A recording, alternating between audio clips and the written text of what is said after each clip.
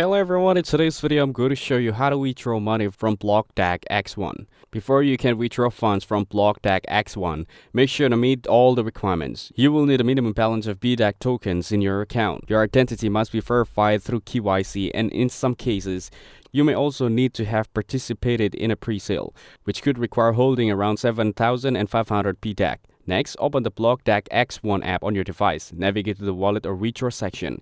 Here, you will need to link a cryptocurrency wallet to receive your tokens. Supported wallets include Trust Wallet and MetaMask. Once your wallet is connected, select the withdraw or transfer option.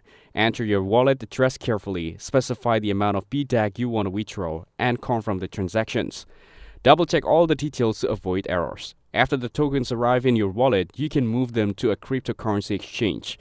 On the exchange, convert your BDAG to a stable coin like USDT or a major cryptocurrency such as BTC. Finally, you can withdraw the converted funds to your preferred destination.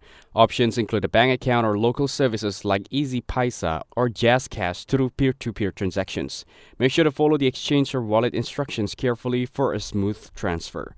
That's it. Thanks for watching. Don't forget to like and subscribe for more videos.